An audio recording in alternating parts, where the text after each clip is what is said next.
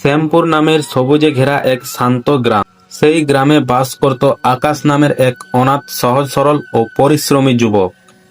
নিজের বলতে তার কেউ ছিল না, শুধু ছিল বাবা মায়ের রেখে যাওয়া এক টুকরো চাষের জমি। দেখ পবিত্রা, আমাদের পাড়ার ওই আকাশ, ছেলেটাকে দেখ, কি হাড় ভাঙা খাটুনিটাই না খাটে বেচারা। হ্যাঁ দিদি, তা তো বটে, কিন্তু ছেলেটার কপাল বড় খারাপ। এই ভরা বয়সে বাবা মা দুজনেই মারা গেল। একা একা ওইটুকু একটা ছেলে কিভাবে যে এত বড় সংসারটা টানছে, সেটাই তো আমি রোজ ভাবি রে।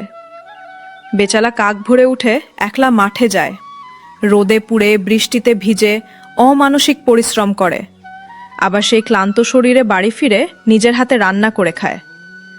আজ পর্যন্ত গ্রামের কারুর সাথে একটু উঁচু গলায় কথা বলতে শুনলাম না। আমার তো ছেলেটার জন্য বড্ড মায়া হয় রে। মায়া তো আমারও হয় দিদি, কিন্তু আমাদের মতো গরিব মানুষের মায়া করে কি বা লাভ? ওকে দেখানোর মতো কেউ নেই। আমি একটা কথা ভাবছিলাম পবিত্রা, তোর মেয়ে পায়েলের জন্য এই ছেলেটা কেমন হয় বলো তো? তুই একবার হ্যাঁ বলবি তো আমি নিজে গিয়ে আকাশের সাথে বিয়ের প্রস্তাবটা নিয়ে কথা বলতে পারি। দিদি, তুমি তো আমার মনের কথাটা একেবারে মুখ থেকে কেড়ে নিলে। এমন হীরের টুকরো ছেলে তো আজকাল খুঁজলেও মেলা ভার। আকাশ আমার পায়েলকে খুব সুখে রাখবে। তাছাড়া ছেলেটার তো কেউ নেই, তাই পায়েলের ওপর সংসারের খুব একটা চাপও পড়বে না। তাহলে আর দেরি কেন? শুভ কাজে বাধা কিসে? আমি আজই গিয়ে কথা বলছি। কিন্তু দিদি, তুমি তো আমার ঘরের অবস্থা জানো। নুন আনতে পান্তা ফুরোয়। মেয়ের বিয়ে দেওয়ার মতো একটা কানাকুড়িও কি আমার কাছে আছে? আরে তুই ওসব নিয়ে একদম ভেবো না, আমি আকাশের সাথে কথা বলে নেব।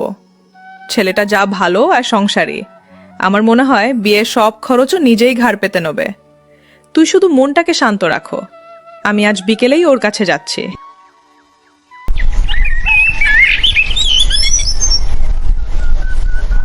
আকাশ তখন সবেমাত্র মাঠ থেকে ফিরে উঠোনে বসে বিশ্রাম নিচ্ছিল। এমন সময় পারুল কাকিমা এলেন। আরে পারুন কাকিমা, আসুন আসুন। হঠাৎ এদিকে কিছু লাগবে আপনার? আমাকে বললেই তো পারতেন, আমি গিয়ে দিয়ে আসতাম। না রে বাবা আকাশ, আমার কিচ্ছু লাগবে না। আমি তোর সাথে একটু দরকারি কথা বলতে এলাম। হ্যাঁ কাকিমা, বলুন না, কি কথা? আমি তো আপনার ছেলের মতোই, যা বলার নির্দ্বিধায় বলুন। বাবা আকাশ, আমি রোজ তোকে দেখি, তুই দিন রাত এক করে মাঠে খাটুনি খাটছিস। তারপর সেই শ্রান্ত শরীরে বাড়ি ফিরে এসে আবার সংসারের সব কাজ এক হাতে সামলাচ্ছিস। রান্নাবান্না থেকে শুরু করে বাসন মাজা সব তুই একা করিস। বাবা, তুই এবার একটা বিয়ে কেন করে নিচ্ছিস না? আপনি কি বলছেন কাকিমা? বিয়ে? আমি তো এ ব্যাপারে কোনোদিন ঘুণাক্ষরেও ভাবিনি। সারাদিন মাঠে কাজে এত ব্যস্ত থাকি যে এসব ভাবার সময়ও পাই না। সময় পাস না, ঠিক আছে, কিন্তু একটা বয়সের পর তো মানুষের একজন সাথী দরকার হয় বাবা। বিয়ে করলে তো তোর অর্ধেক কষ্টই কমে যায় রে বাবা। একজন সাথী থাকলে ঘরটা অন্তত হাসি খুশিতে ভরে থাকে। তুই মাঠ থেকে ফিরলে কেউ অন্তত তোর হাতে এক গ্লাস জল তুলে দেওয়ার থাকবে। তা ঠিক কাকিমা, কিন্তু আমার মতো একটা গরিব অনাথ ছেলেকে কে বা নিজের মেয়ে দেবে? আমার তো আপন বলতেই দুনিয়ায় কেউ নেই। না আছে কোনো বড় আত্মীয় স্বজন, না আছে কোনো পাকা বাড়ি। কে করবে আমার সাথে বিয়ে? আরে পাগলা ছেলে, তুই নিজেকে এত ছোট ভাবছিস কেন? তোর মতো সোনার টুকরো ছেলেকে যে মেয়ে স্বামী হিসেবে পাবে সে তো ভাগ্যবতী। তুই ওসব নিয়ে একদম চিন্তা করিস না, আমি তো আছি, আমি দেব তোর বিয়ে। আপনি? কিন্তু কাকিমা। শোন, আমার চোখেই তোর জন্য একটা ভীষণ লক্ষ্মীমন্ত মেয়ে আছে, আমার নিজের আপন বোন পবিত্রার মেয়ে পায়েল। দেখতে যেমন রূপে লক্ষ্মী, স্বভাবেও তেমনি শান্ত। তুই যদি একবার মুখ ফুটে হ্যাঁ বলিস, তবে আমি সব পাকা কথাটা বলে আসি। কাকিমা, আপনি যখন এত করে বলছেন, তখন আমার আর কি বা বলার থাকতে পারে?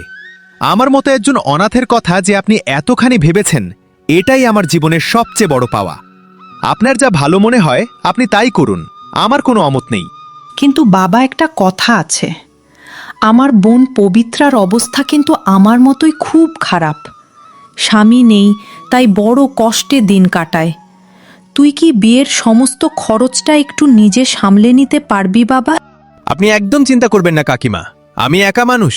এত বছর ধরে তিল তিল করে যা কিছু টাকা জমিয়েছি তা দিয়ে বিয়ের সব খরচ খুব সুন্দরভাবেই হয়ে যাবে। আমি সব সামলে নেব, আপনি আর মাসিমা শুধু আশীর্বাদ করবেন।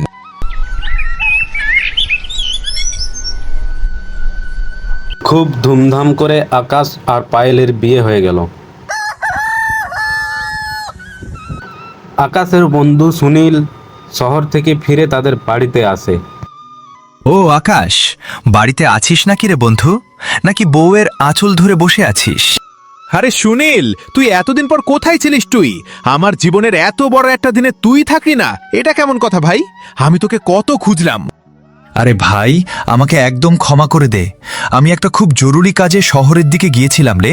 আজ সকালেই ফিরলাম। ফিরেই শুনলাম তুই নাকি বিয়ে করে ফেলেছিস, তাই তো ছুটে এসেছি। তা আমাদের নতুন বৌদি কোথায়? এই হতভাগা দেওরকে কি বৌদি দর্শন দেবে না? দাঁড়া দাঁড়া, আমি ডাকছি ওকে। ও পায়েল, একটু এদিকে এসো তো। দেখো কে এসেছে, আমার সবচেয়ে কাছের বন্ধু সুনীল। নমস্কার, কিছু বলছিলেন? বাহ ভাই আকাশ, তুই তো দেখছি একেবারে চাঁদ ধরে এনেছিস। প্রণাম বৌদি, আমি সুনীল, আকাশের প্রাণের বন্ধু। বলতে পারো এই দুনিয়ায় ওর সবচেয়ে কাছের মানুষ। ভালো আছেন ভাই? আপনার কথা ওনার মুখে অনেক শুনেছি। এই নাও বৌদি, এটা তোমার জন্য। প্রথমবার মুখ দেখার উপহার হিসেবে এই সামান্য সোনার ঝুমকো জোড়া নিয়েছি শহর থেকে। জানি না তোমার পছন্দ হবে কিনা। আরে ভাই, এত দামি উপহার আনার কি দরকার ছিল? এসব তো অনেক দামি জিনিস, এগুলোর তো কোনো প্রয়োজন ছিল না। আরে বৌদি, এ তুমি কি বলছো? তুমি হলে আমার একমাত্র প্রাণের বন্ধুর স্ত্রী। তোমার জন্য কি আমি বাজারের সস্তা জিনিস কিনে আনতে পারি?